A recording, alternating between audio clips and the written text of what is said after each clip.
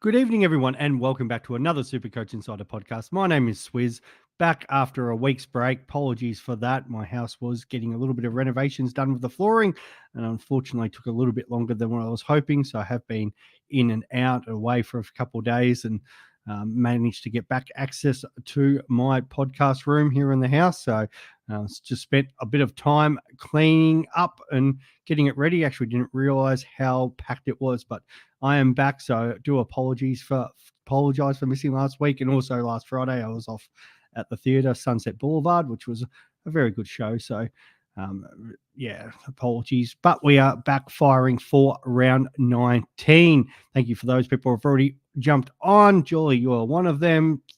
Feel free, leave your comments. We'll go through that. Doesn't need to necessarily be Supercoach at this time of the year. Obviously, there's a lot happening in the footy world outside of the footy and rules and everything else that frustrates us on a weekly basis. But, we do have the under-18 national championships finished last week. I was watching the Vic Metro country game, bit controversial ending with that, but especially from a more, a Supercoach perspective, if you are in keeper leagues, trying to get your eye around a couple of those players, depending on what trades you want to make for that. I know it's not everybody's in there, but it's it's definitely something for me who's quite involved in, I think, 2 or 3 Supercoach keeper leagues and a dynasty league for fantasy. It's a bit of a serious time trying to get our heads around who we'll be looking at, and it looks like it will be a pretty deep draft this year, but I'll talk more about all that sort of stuff soon, and as well as Supercoach. But as always, check us out on all our social media platforms, in particular the YouTube these days, and get in contact with us, Supercoach Insider 100 or Swiz 26. Ben made an appearance on Twitter this week, so he is still floating around. We've talked about what we want to do coming into 2025. I know I was talking to a few people trying to get me involved with the AFL women's for the fantasy. I'll have a look at that depending on time commitments. I know I do commit to the Big Bash, a little bit in the NBL, EPL fantasies starting up. This, I think it's the Centre Bounce boys. It is, and I should apologies to this. It's the Break Even boys. I think Corey's been doing a lot of posting on that. So check those guys out if you are into your English Premier League. I know for us in the Richmond group, we do have I'm pretty sure it might be Richmond, or it might be just something Abdul runs. But a fantasy league for that. So the Break Evens, Corey it was, and he's been posting a lot of stuff to do with the Premier League, which the season kicks off in August. So for those people who are really into their fantasy and like to look at other fantasy sports, definitely look at that. If you are into AFLW, just AFL in general, and that's all you follow, keep reshare our tweets, like our tweets, retweet them, because if we can hit up Supercoach and the people there as well as the AFL, we put on a bit more pressure. Like, I am way more interested in other games, hypothetically, like tonight, Essendon and Adelaide. Was actually on the fence about going, but all the neutral games that don't involve my Tigers, I probably pay a lot more attention because of Supercoach, and I'm sure there's a lot of the community feel the same. So I feel like that's probably an avenue that, if there was the AFLW and Supercoach for that, I'm sure a lot more people would probably take more interest in what the women are doing for the footy world, because Supercoach was there, especially outside of their own team. All right, let's have a little look at me this week, and then we will get into like your questions, and I can just have a bit of a chat. So this is me at the moment. So I scored 23-43 last week, which I was pretty happy with. It was a pretty decent score, considering that I think I benched Laird to get Humphreys. So I probably had too many midfield. In a perfect world, I probably would have had Humphreys in the back line, but I probably would have ended up benching the wrong player, so I can live with that. And it was just the forward ruck situation. So I had Kruger covering, and I had to have Dowling, which worked out perfect because I had managed to hold a trade there, held Gawn, held Fisher. It worked out pretty good. 7,335. Obviously, it's not going to be a top 1,000 year this year, but if the next goal is the top 5%, and then we'll see. Perfect world. If I could get that top 1% inside the 1,750, I'd be wrapped with that. I think Chris and I were talking about it. There's not that big of a gap between us. It might be, it's definitely less than 300 points now. And I think he's dropped outside the top 1,000, but he's not that far out of the top 1,000, I don't think. And he's, and we were talking about only 300 points. So, if if I'd there's a couple of moves I could have made in the last couple of weeks. A couple of my captain calls obviously haven't been great. So yeah, if I probably had a couple better captain calls over the last couple of weeks, I think I worked out I was only about 150 points, maybe even less behind Chris. And yeah, what could have been again. So I could have been potentially looking at that top 1,000. But yeah, that is me. And if I have a look at my team, for those people who have been following along, as I said, it's always hard to sometimes with these team trades and stuff because it's such a fluid situation with what stuff sometimes goes on, as we know, late outs. But that's how I've set myself up this week. So at the moment, I've got Fisher on, and I've got McKercher as the emergency just in the midfield, just because the rumours about McKercher potentially being laid out. I'm actually thinking maybe even swapping that around. I might even do that because Jai Clark, because I can't loophole Humphreys at the moment anyway because of Reed. So maybe I'll just go McKercher. Actually, I will do that. So McKercher in the back line. And that means I'll make the decision just between him and Fisher, depending on who's named. If McKercher is out or if Fisher's named sub, I can easily swap those two around. I think that's the safer call. So I'll just handcuff one to the other this week, depending on the situation. Zachy Merritt, vice captain for me tonight. I think Timmy Mitchell's going on Nick Martin. Don't mind that so much against the Crows, but I'll back Merritt in to bounce back. I've got realistic. I hope Merritt only goes about 110 because I think Butters should dominate. The only issues with Butters this week could be, do they sub him out if they get far enough against the Tigers? That's the only worry there. But yeah, I'm pretty happy with that. Humphreys then, becomes my person in the mid. The only thing I'm probably missing is a forward loop. In a perfect world, would love to get Dowling after his performance last week into the forward line. Did think originally the plan for me was I was going to actually trade Kruger to Philippou. And then I was going to play Jackson in the ruck this week, and then have Philippou in there in the forward line as the cover, and then just look at loopholing him going forward once Gorn came back. But obviously Philippou's gone down for the next sort of 4 weeks or potentially to the end of the season, so that was disappointing. The only positive with that is he should be a forward next year, and he should be 300,000. So potential a starter, especially if he's going to continue to get midfield. And we definitely need some forward options. We'll going through it for next year. Apart from sort of Bailey Smith, there's no real obvious ones at the moment that kind of stand out. Well, out of that list, we'll lose Flanders, Heaney. Zorko could be a defender next year, but yeah, we'll see about that. Yeah, Dylan Moore probably keeps it.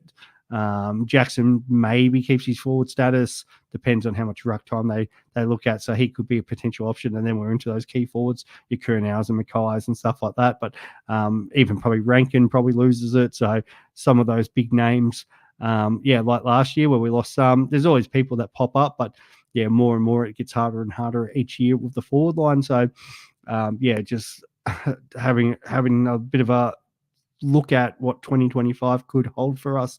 So in a perfect world, like Campbell Gray's there to sort of loophole Fisher. I don't mind that one. I don't mind the fact that Livingston he'll go into the ruck. So I just kind of need to turn Kruger into a mid forward.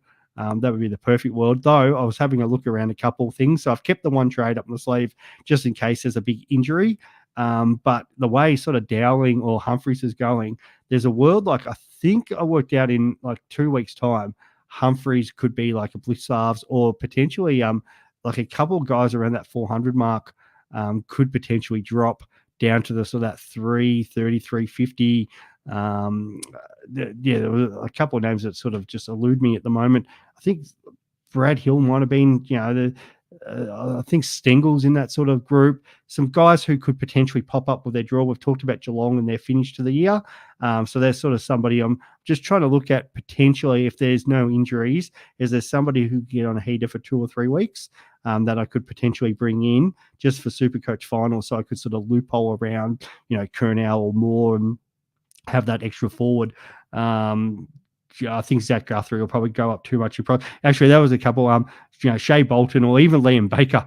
Like Liam Baker at the moment is 390 break even of 100. If he doesn't sort of get moving in the next couple of weeks, he could potentially be about 350. And the fact I've got, 50, 60K banked.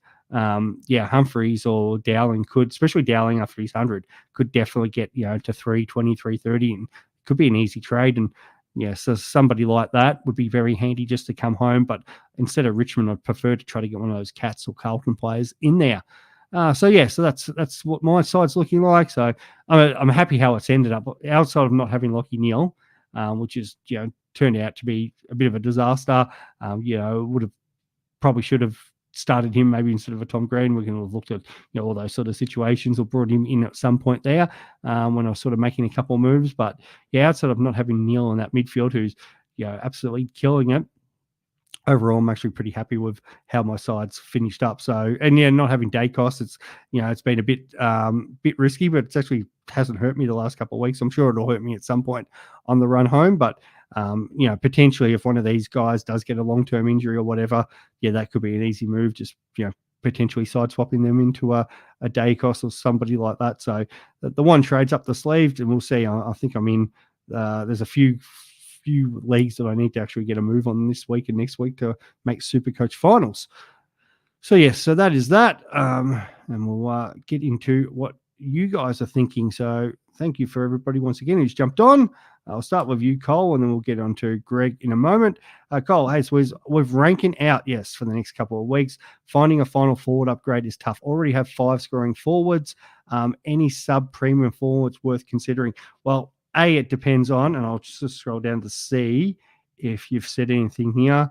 But no, you haven't, Cole. So it depends, obviously, what's your price range, who you've already got.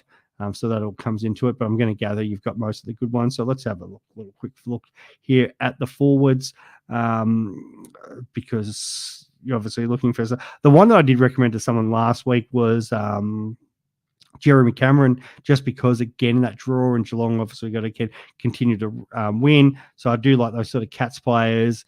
He can be a little hit and miss, but the last sort of 6 weeks have been pretty good. 91, 96, 102, a 56 against the Bombers, then a 101 and 75. So that's pretty solid for a team that's got Geelong, the Doggies at home, potential points there. North away. The Cats at home. The Crows at home. They've also got the Saints and the Eagles. So Jeremy Cameron's got a really nice draw for 430. So that's something you could take a risk on. And then his partner in crime up there, Brian Myers. So he's around the same price as well. So his last few weeks haven't been so good since the Richmond game. So, 72, 83, 93, 72, 109. So that isn't the world on fire, but we know like early in the year, he was putting up some nice little 120s. And again, same draw there. So I don't mind those couple as a bit of a left field, especially if you'd hate to come up against them in a Supercoach final, just because the potential there that one of those could get a 140 on any given week, and potentially be the top scoring forward in any of those weeks that they're playing. So that's the sort of guys I'm kind of looking at. Like we saw what Toby Green did to Richmond last week. So his first big score in ages with that 154. So you're kind of looking at those draws, who's playing Richmond, who's playing, like North's showing a bit more form, but I think West Coast are probably a bit shot, especially the new coach. So you're kind of having a look at their matchups there and seeing who they're playing. So let's go through the Tigers first. So obviously Port this week. Then we play the Pies, North, Saints, Hawks, and the Suns. So it's not anyone really throwing their name up there from a forward. Maybe Hawthorn, if you didn't have Dylan Moore. That's one of the reasons I quite like him. But then again, West Coast. So this is why we kind of like the West Coast, the Geelong guys, because they finish off. So West Coast play Saints this week. Then it's Freo, Suns again. So the Suns have both West Coast and Richmond on that run home. If you could find maybe a sneaky little cheap guy there. North, then Carlton and Geelong. So, and then I think if North Melbourne, if we take them as obviously one of the lowest teams, the Cats play them, and also the Blues obviously this week. So that's why we were big on Charlie Curnow, because he could kick a bag on any given week. Harry Mackay, all in that sort of range for guys who could potentially bob up and have a massive game. Outside of that, there's not anyone that's really, like we saw Papley last week having a massive game. The Swans fixture isn't as easy. The Lions this week, they'll have a big game against the Bombers, but potentially Supercoach grand final, they've got the Crows at home, so Crows could be done there. So Papley could have a big game, but the hard thing with the Swans, they are a couple games clear on top, so not as obvious. And Papley is 450. If you're looking at somebody a little bit cheaper, I'm just seeing if you've said anything there, Cole, but it's funny, actually. North actually have a half decent draw of a couple of these games because they have Richmond and West Coast and even Hawthorn. Someone like Cam Zuha, who's still hasn't decided what he's doing with his contract. and he's been playing some pretty good footy. Like his last few weeks, 107, 90, the 67, 73, 103. But there's 3 pretty decent scores there. Just the only problem is it's not the sort of ceiling I'm kind of looking at compared to a couple of those other guys. And then you've always got somebody like maybe a Shea Bolton, Jackson McRae. A lot of people trade him out. He's now getting to that price 378. What I talked about before about trying to find somebody that I could potentially turn Dowling on. So I'd want kind of an injury for him. But I don't know if I wouldn't mind the situation where Adelaide and North in Supercoach finals and maybe loopholing a Jack McRae, for example. Just because I know he's got the potential to go big.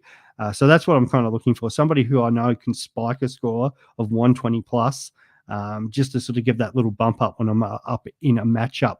So, you're only looking for somebody to play 5 weeks, so you can sort of take a bit more of a risk on those players. All right, Greg. Thank you, mate, for your work. Appreciate it. Not a problem at all. Yeah, mate. I'm glad that you guys have stuck fat with me and enjoying the content that I've put up. Hope you and Ben and Chris. I do hope. Yeah, we talk about it all the time. I know I was talking about this the other day with a couple of people. Ben's obviously had a lot going on this year with the wedding and kids and everything like that. So hopefully Benny Boy comes back big and strong. It'd be awesome. We're looking at a couple other obviously ways of doing things too. So we will see. Only 2 guys this week not playing, and they have Friday and Saturday night. Yeah, that's the problem. I think you're probably talking about Clark and Reed. That's why I've done the whole switcheroo with McKercher and Fisher, because I can't loophole with Reed. Very frustrating. Cannot loop anyone or even sub off for a VC option with the players I have. So the only probably thing is you could, because you've got the Saturday Arvo, you might have to go one of the boys tonight if you've got Merritt, Martin, just any of them. And if you can't loophole anyone, well then just bad luck, you're the straight captain. But just because you've got that Saturday Arvo person, potentially you might have the option there. But if you can't, you just have to straight up captain. And then if you're wanting to straight up captain, you've got to go someone reliable. I think Port versus Richmond's the most reliable case this week. So think about that.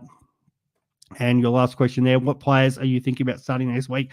So this has been an ongoing chat in our group chat. I'm on the ginger beer tonight, guys. So now the easy ones like Bailey Smith, I think. What did Nate say the other day about 430? Could be even cheaper.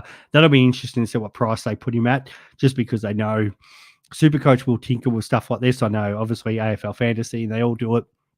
They do have a science, but sometimes they don't give the full discount to some players just because of how popular they are. But depending on what club he goes, but if he's on the move, I think he'll just be a lock no matter what price, because he's going to be under 450. The mail at the moment is it looks like it's going to be Geelong more than Hawthorn. I think Collingwood are pretty well out of the race for that one. I think Hawthorn have probably got the way of doing it better, just because I think, we know he was a high pick originally. Potentially could Hawthorn do something and split that pick, where they obviously Geelong, where are they kind of sitting at the moment? I've got the live pick order here in front of me. So Geelong, have they traded out or not? Geelong, sitting at pick 16. Is that fair value for Bailey Smith, or would the doggies want more? At the moment, Hawks are pick 6. Let's just say Hawks get on a little bit more of a roll, maybe finish above a couple more teams. The potential they could get over Collingwood and maybe someone else. Pick 8, is that fair enough? Is sort of that pick 6 to 8 range, because you're going to have academy. So we're going to have Ashcroft in the draft this year. That bumps one back. Also going to have the Gold Coast boy who is I'm going to get this pronunciation right, Leonardo Lombard. So he's probably going to be in that range as well. So that pick 6 at the moment becomes, say, pick 8. Could it potentially become pick 10? Pick 10 for Bailey Smith. I think most people would be fairly happy with that. So I think the Hawks have probably got more scope to get it done at the moment. But either way, he's going to be playing in the midfield, more likely in that pure midfield with Geelong. I him. The one at Philippou, his form the last couple of weeks shows he needs to be playing that midfield for St Kilda. Be interesting in sort of what they do with their list management, but at 300k should keep forward status. Even if he was a midfield like at 300k, I'm happy to take the risk, but yeah, I hope he's either a forward or a forward mid would be even better. So 300k there. I'd be looking at locking him in. You're sort of looking at those guys coming back in injury, and that was probably the problem this year. Like I wasn't willing to take the risk on Yo to start the season. I've been sort of a bit very skeptical about those West Coast players, and him and McGovern, who have played exceptionally well. But yeah, I've been trying to avoid them just because that's the hard thing, trying to pick guys who have missed so much footy. And yeah, so if you're kind of getting on sort of players like that, you kind of want guys who, have had a big, strong preseason, and they're going to be back playing strong. So you're looking at that list of players. Like you just can go to Supercoach and see players who have played 0 games or 1 or 2, and that sort of starts to get you a bit. And I know I've been doing this in a couple of keeper leagues, having a look at players who maybe have left out. So like a Tom Doedee, for example.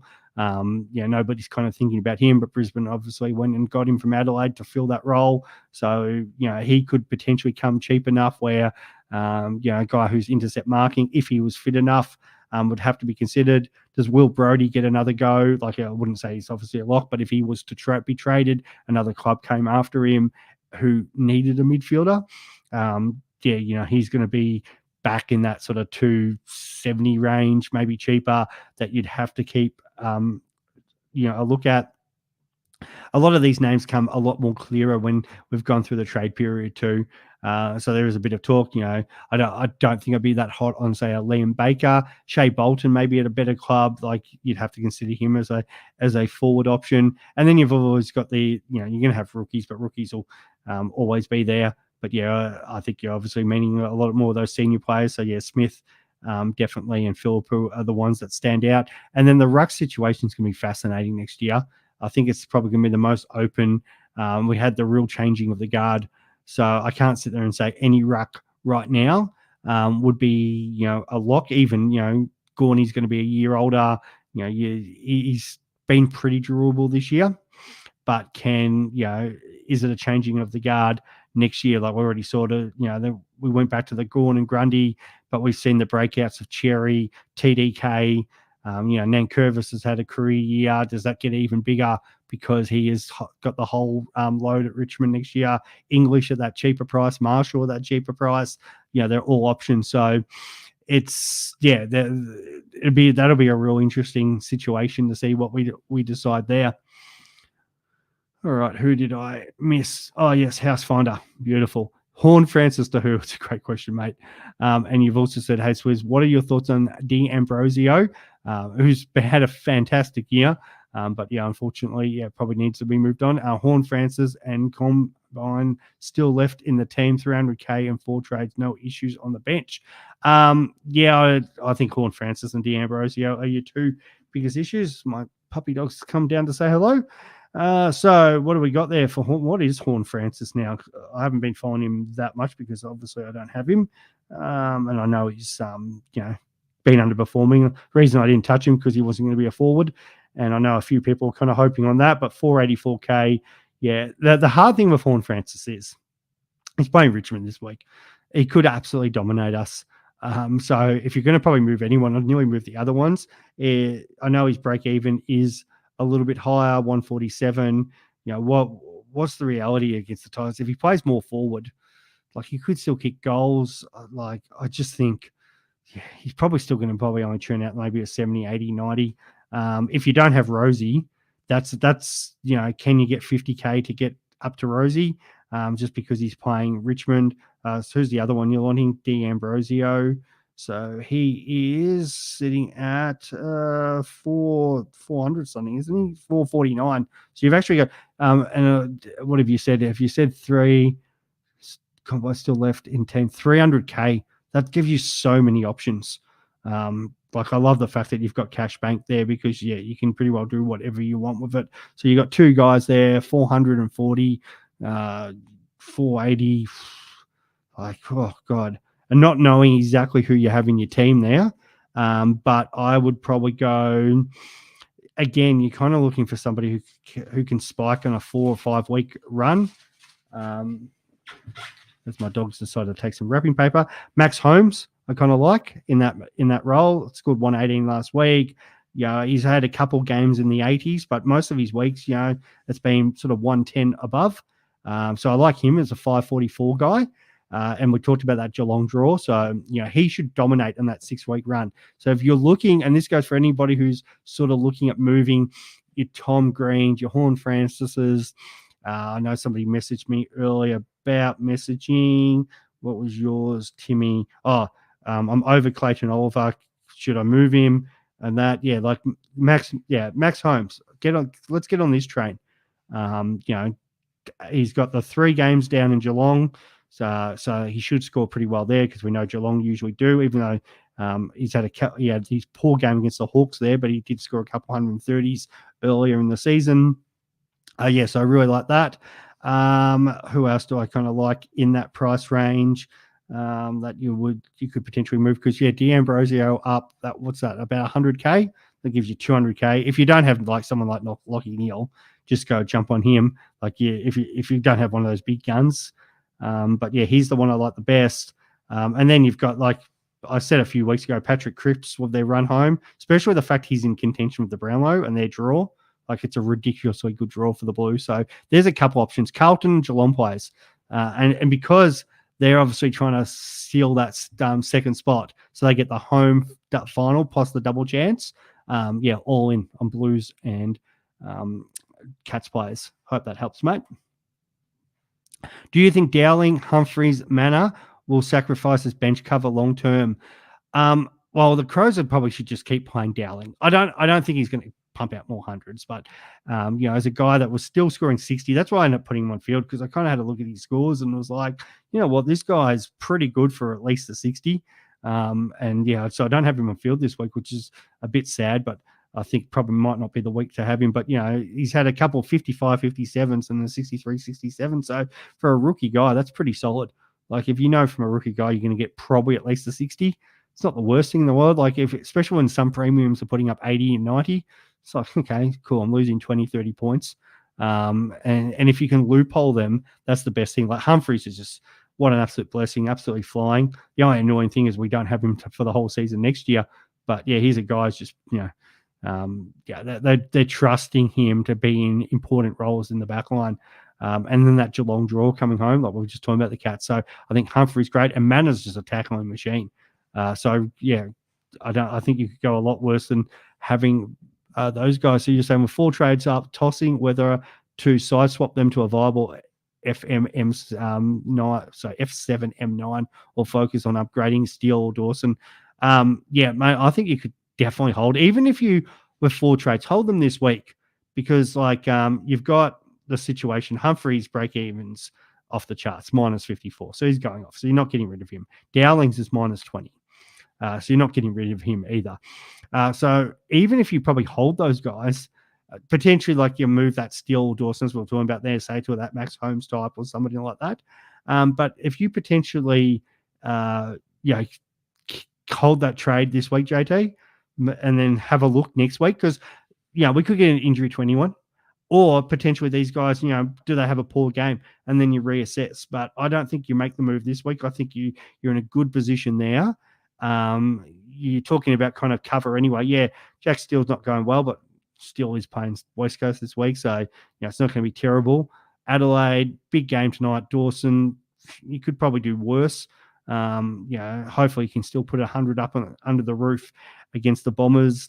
I don't think you should make any trades this week, mate. I'll just hold tight and see what happens. So what's Manor gone to right now?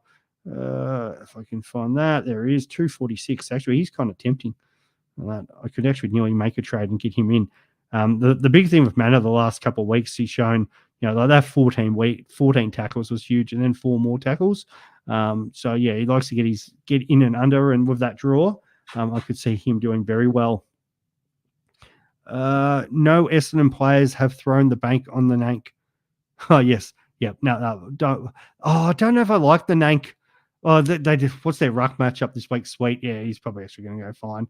I just prefer the Port players, but yeah, it probably is the matchup. What are you doing there? Apologies, as my dog wants to continue to take everything that's in this room. Give me 1 sec.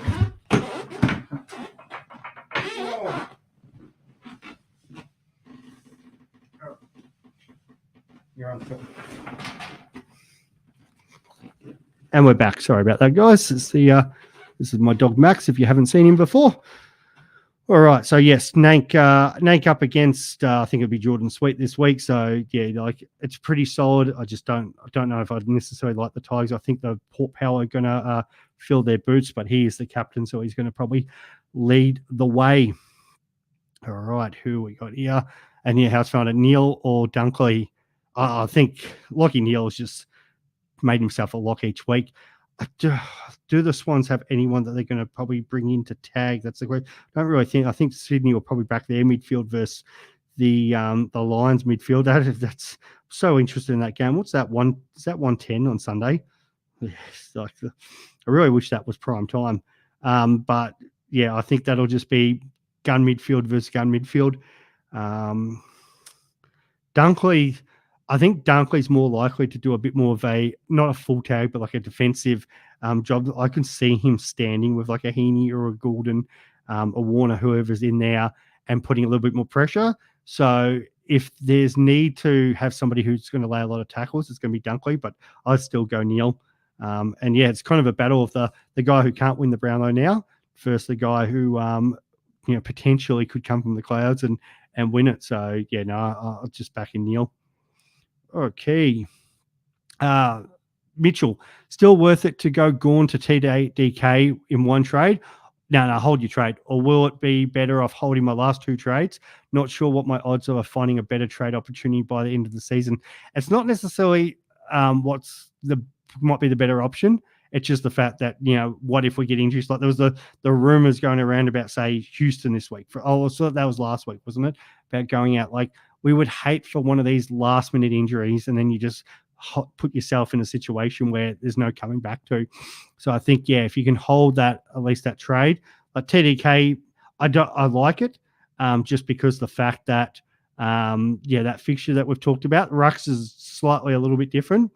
Gorney, was trying to get himself up this week. Big game. The fact that the D's had that big win against the Bombers last week, they're still in contention. Gorney, captain, comes back against Briggsy next week. Hopefully, can rebound. And after that, I think they got Port round 22, so that's probably going to be sweet. And again at the G, Pies last round. What happens if Melbourne and Collingwood are fighting to get into that last 8 spot? So potential there for Gawn to have some big weeks and lead from the front, even if he's a little bit under down, like an 80% Gawn still better than most rucks in the competition at the moment. But, we've talked about how much the gap has closed. Yes, my dog agrees. I'd probably go, I'd probably hold that. But if you're like really moved on it, the fact that you still could have one trade up your sleeve, it's not the worst thing in the world. The only issue of deconning, it's and it's the big, obviously discussion each week, and has it happened with the outs? Pitternet being dropped this week, obviously it's big, but what happens if next week Pitternet they bring back? Like they've got Pitternet led as an emergency. Is it a horses for courses each week? Like the Blues, we've talked about who they've how good their fixture is from a scoring point of view, but rucks it's kind of a little bit different sometimes because obviously the ruck, it's probably one of the few matchups on the ground where who your opponent's going to be, one-on-one battle coming home. Had the lowest score last week because Pitternet played. Cherry's not the easiest matchup, does open up with Port Adelaide the following week. Then, Collingwood, Darcy Cameron, potential for scoring then. I do like the last couple of games for him too.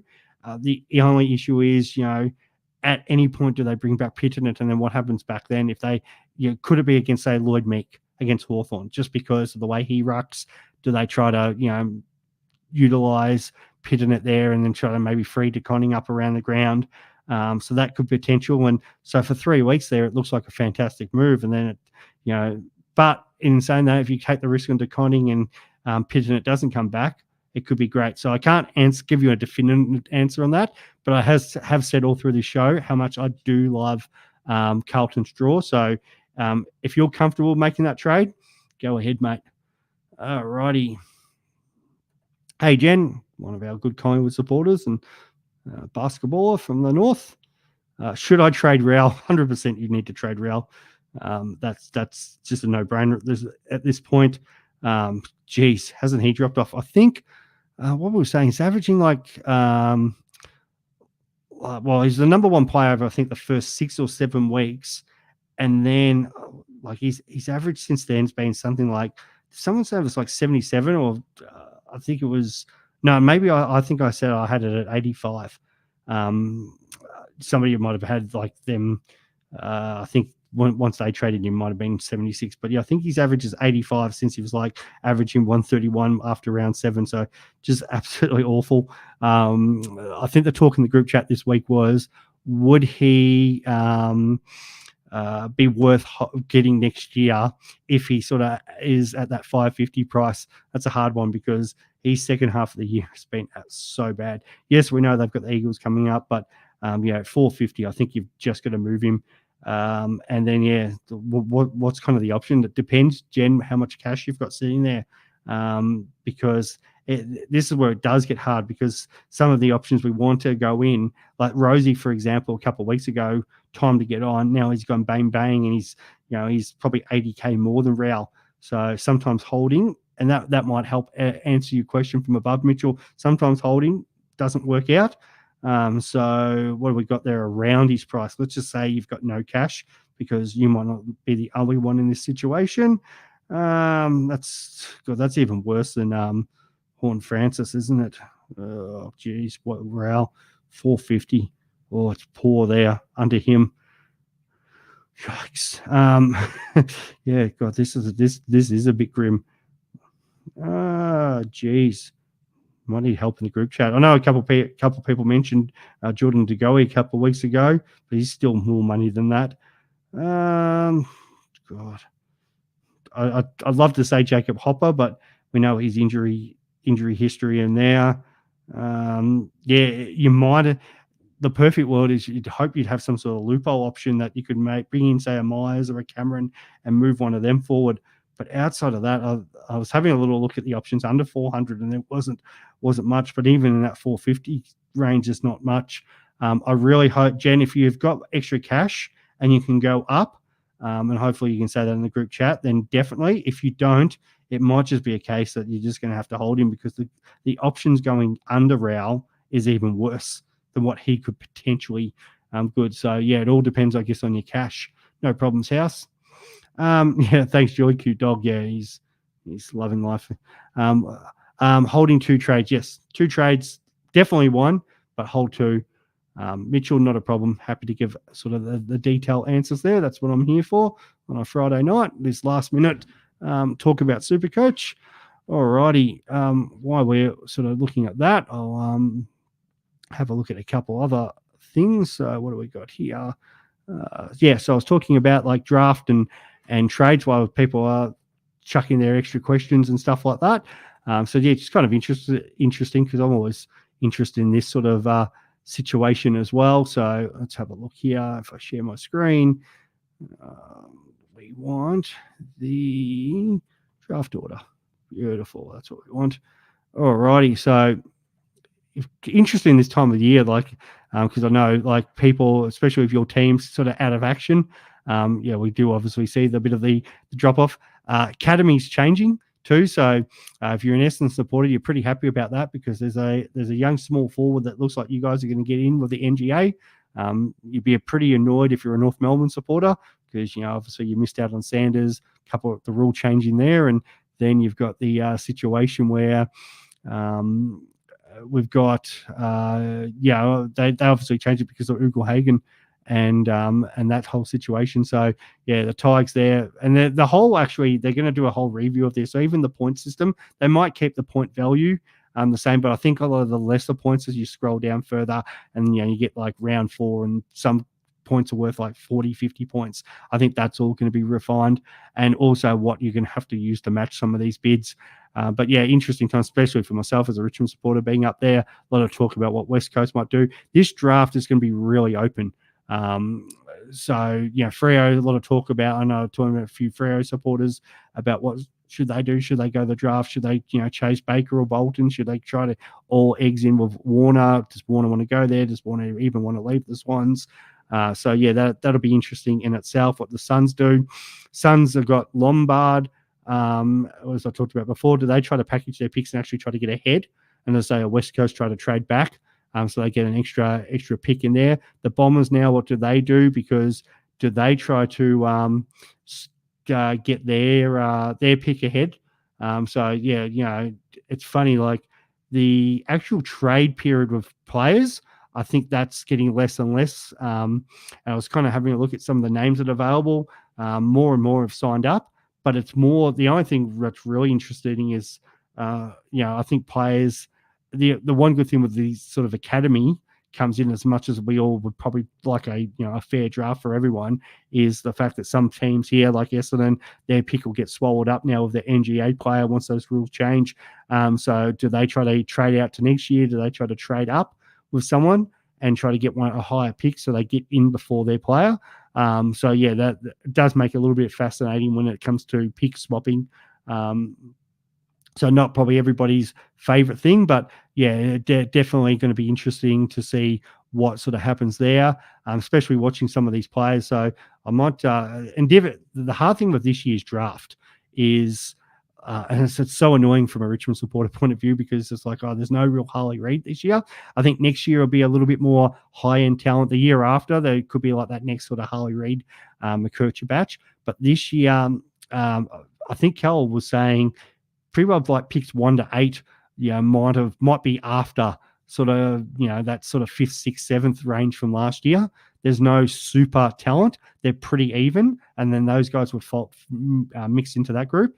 But probably the 40th player in this draft would probably be top 20 in last year's draft, because it completely dropped off last year, where it's such an even draft. So there's still guys sort of in that 8, 9, 10 range this year who could go number 1. So if you're in the top 10, you're probably getting a decent player. Not like an A-grade superstar Harley Reid type. She's all Dacos, one of them. You're probably getting like, I think it'd be unfair to sit there and say like, a Pendles, but like could be like a McGrath, that sort of kind of a Koch, not the, even though Koch technically won a Brownlow, but didn't. But not the sort of guy that's been going to be the superstar player for 7, 8, 10 years, but sort of that next level down. Could become like a club captain, might play 200 games for your club, be a very good serviceable player. But yeah, it's not going to be the out and out superstar Chris Judd, that type. So I think there's a lot of good players in this draft that are going to help teams. And no matter how far you sort of go down the order, which will be interesting. And I'll share his screen for a minute. Oh no, I won't, because it doesn't come out. But the Lions again, Levi Ashcroft. He looked really good. From my point of view, I really like that Josh Smiley. The tall 194 centimeter player. But yeah, even he's talking about guys like I think Murphy Reed, Jagger Smith, who's the guy that had 50 touches in I think it was a round 9 under 18s game. So he had him at 6. I think Sam Lawler, a lot of people like Laylor, the 187 centimeter from the country Victoria, and then Sid Draper, I think the South Australian, Cal had at 9, but I think ESPN's ranking had him at 1. So just to sort of show how close it is. So yeah, it'd be interesting to sort of what teams do there. And I think JT said that too. He's going to be really keen on Jagger Smith as a Richmond supporter. He will be also our 23rd man in the VFL, and we'll see a bit more of this. So those people I was talking at the start of the show, looking at keeper leagues and stuff like that, a lot of these underrated players, now that they've finished the national championships, will filter into your VFL. It's easier, as obviously if you're a Richmond or a Collingwood supporter, because just where they play home games at VFL. But yeah, if the game's on the TV, or if you've got the ability to go down and watch your game before going to your AFL match, pop down, even if it's for the last quarter, because some of these got top talents will be featuring in the under 18s. I think it was Harley Reid might have played for the Bombers last year. Josh Dunkley played for Richmond. So yeah, you get some of these players through like the years, and you go, oh yeah, it's great to see them in our columns. For Richmond, I think we had Sam Durham as well, who's picked up mid-year for the Bombers. So there's you do get some good players that have get their opportunity and then they end up at other clubs. All right, is that a typo? Is that 585 in the bank? Is that meant to be 58.5 in the bank? If that's 585 in the bank and you can get anyone, Jen, what have you said here? I'm going Rowell and Jay Clark to True and a player under 500k, which I don't know who to go to. All right, I'll have a look at that as I ask a couple other questions. All right, Darcy, hey Swiz, and you've fix that. I love it. So many people call me Squizzy and Swizzy Taylor and all those sort of things. First time asked, but yeah, love it. Long time, first time. Awesome. But been following for a few years. Any thoughts on Mason Wood? Yeah, I've heard this question before, and that it's I think it's because obviously Philippou being out, so that's going to obviously open up that situation. Do the Saints try to blood somebody else instead of say a Wood? But let's have a look how they've decided to line up. Great matchup this week because it's Eagles. They've obviously got to play us still. So they've tried to name Jones, but playing up on that wing should definitely find some points. Like there was definitely worse options. He's the sort of guy, if you're in a shallow draft, you might have to pick somebody like him up. I actually found Brad Hill in a couple this week, just sitting there on my waivers, which I added to my side, which was very handy because there's somebody who back playing on the wing for the Saints could do very well. So yeah, it's not a terrible call. Let's just have a look what he's been doing this season. I know you said obviously that one game. I think they outside of Richmond. Let's have a look. Wood. Let's see if we can find him on here. Probably should sort by average to find it quicker. There is Mason Wood, 452. Might be one here for you to listen to, Jen. 452. We might have found the option for Rowell. So he had that 8 game against Collingwood, which was obviously injury. The last couple of weeks haven't been good, 57 and 64. But yeah, his big scores are great. 96, 109, 113, 140, which was against the Eagles, and 100. And yeah, the Saints, look, talk about unfair draws. And I can understand what the non-Victorian teams, I'll be politically correct for a second and call them non-Victorian teams, about the fact that, coming into finals, I think every non-Victorian team probably should have the chance to play in the G in the last sort of 6 or 7 weeks, just once.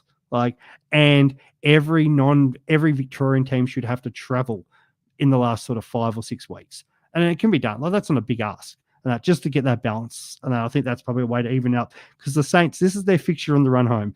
West Coast Marvel, Essendon Marvel, Brisbane Marvel, Richmond Marvel, Geelong Marvel, Carlton Marvel.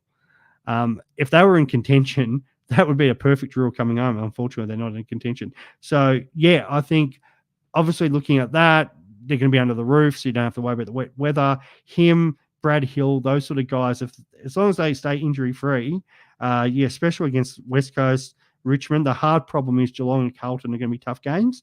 But, Philippou's not going to be in there. A couple other injuries to other players. They might have to play them. Just the only issue comes, do the Saints try to blood a couple players in there, or do they try to finish off the season strong? They're kind of a little bit in no man's land.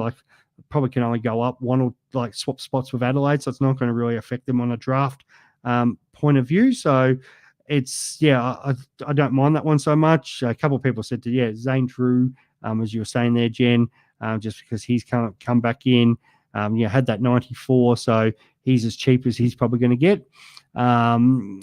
If you're looking more at forward, Jen, if it's a forward, then definitely, as I said earlier, Jeremy Cameron, Grant Myers, you're probably your best bets. But yeah, Mason Wood's in that category too, just because he is a mid forward. Who else have we got there under 500k? So who else have we got in that price range?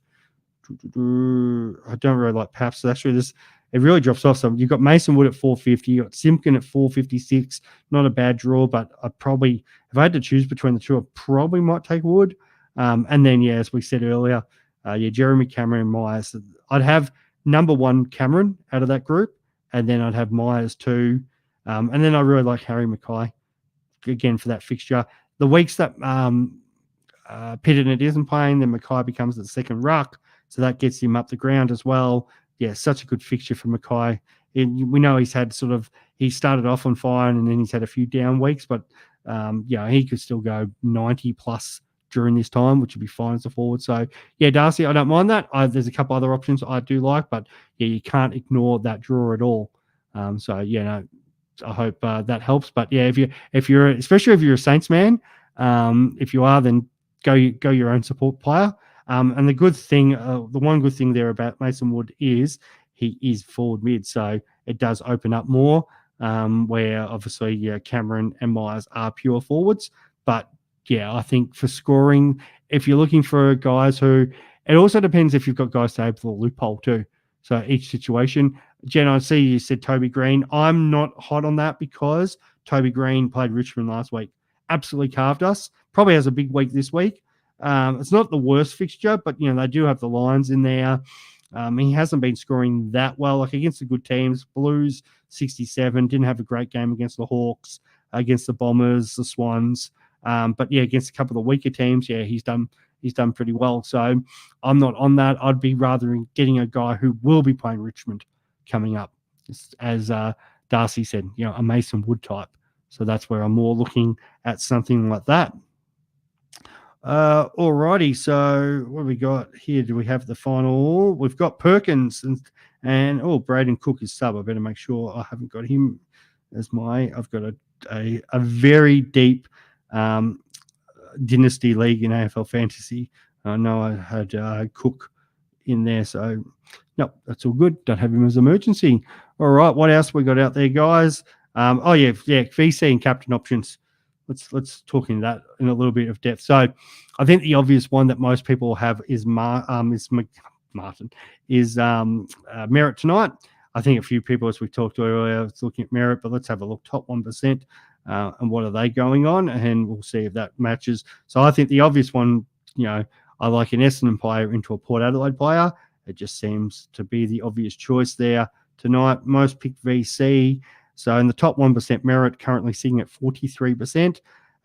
Zach Butters is actually 16%, and then Bont 10. So people looking at the options going captain after that, which will be probably one of the Lions players. But yeah, what's that, 59, 70% in either Merritt, Butters, or Bont.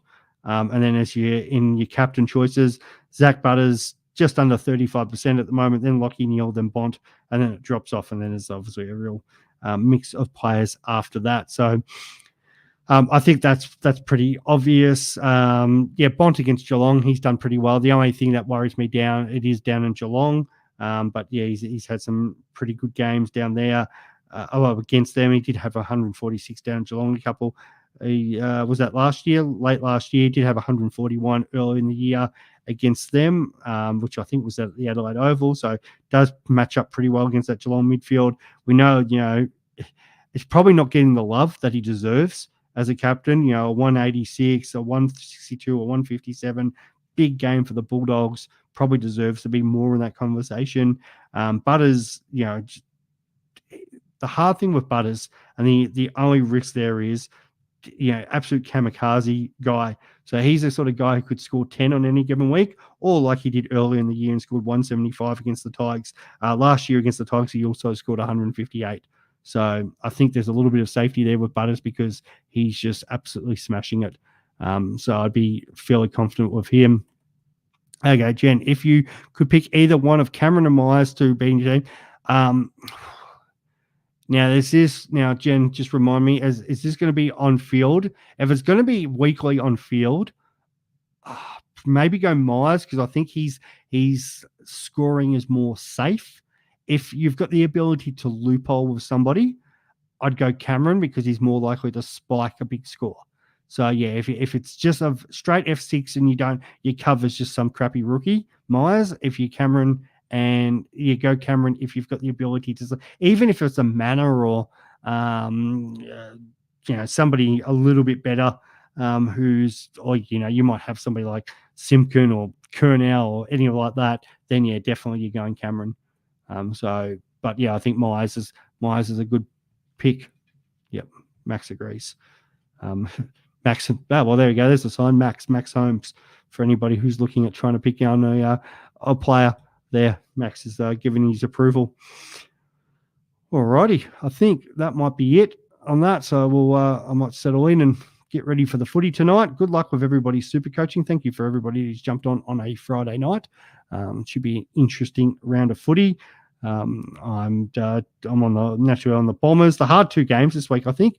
I had it there too in my super coach. If I get that up, actually, let's quickly talk about that for 2 seconds, because not to brag at the moment, but I think I'm doing pretty good in the tipping.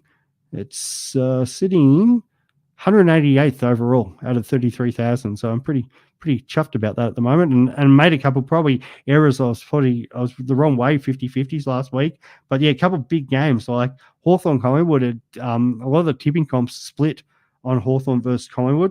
I'm on the Pies, and with no confidence with that one at the moment. And then the other big one's Brisbane Sydney. And I think I've got in my main tipping Brisbane, and then maybe my family tipping I've gone Sydney, but don't know really which way to go there. Probably I think the Mills and Rowbottom has made me sway to going towards Brisbane.